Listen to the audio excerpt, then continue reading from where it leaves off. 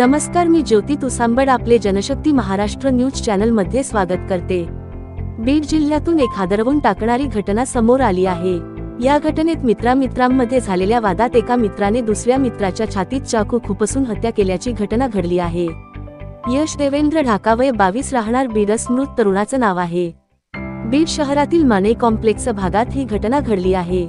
या घटनेच्या अवघ्या अर्ध्या तासात स्थानिक गुन्हे शाखेच्या पथकाने सूरज आप्पासाहेब काटे, वय 21, राहणार बीड, या आरोपीला बेड्या ठोकून शिवाजीनगर पोलिसांच्या स्वाधीन केले।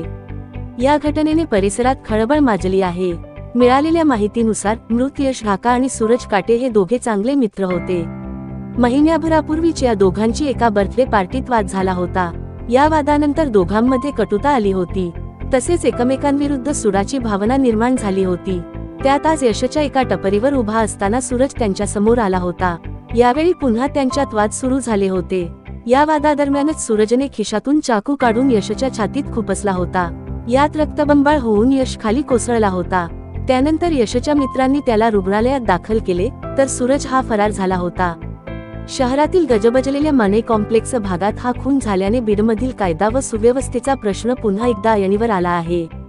पुढील अपडेटसाठी आमच्या चॅनलला सपोर्ट करा, सबस्क्राईब, शेअर, लाईक करा। धन्यवाद।